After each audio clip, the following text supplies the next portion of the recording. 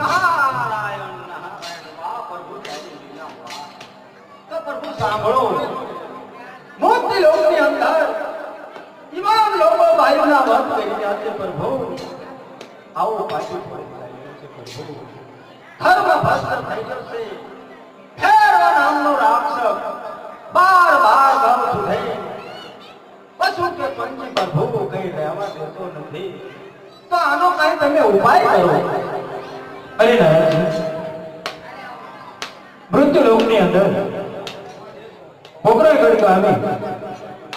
અજમલ રાજા છે તેમને હું પેટના વાંચ્યા રાખી તેમને ત્યાં હું જન્મ ધારણ કરી આ સર્વ પાપીઓનો હું નાશ કરી ધર્મની સ્થાપના કરી જાઓ આ મારું વચન છે નારાયણ નારાયણ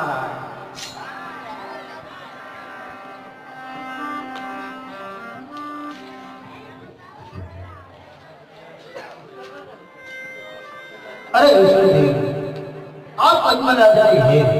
जन्म धारण करशो એ વાતનો અમને વચન આપો હા ભોળાનાથ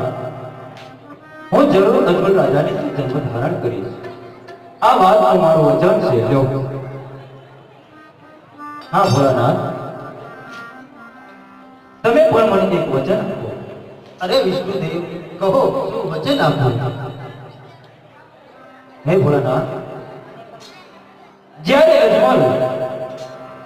તમારું તપ કરવા માટે આવે ત્યારે આપોઆપ નહીં પણ સ્વપ્નરૂપી દર્શન આપી મારે દ્વારે મોકલજો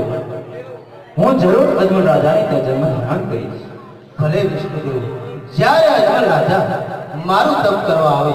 ત્યારે તેમને હું આપોઆપ નહીં પણ સપ્તાહરૂપી દર્શન આપી અને આપના ચરણે મોકલું લો વિષ્ણુદેવ એ વાત તમારું વચન છે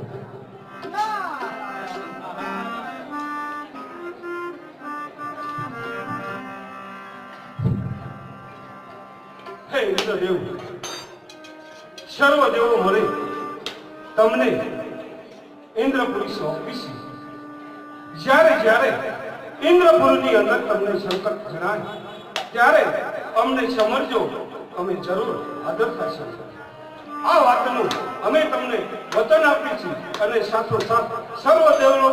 દેવના રાજા ઇન્દ્ર તરીકે તમને સુગત કરી છે બોલો ઇન્દ્રદેવ બોલો જય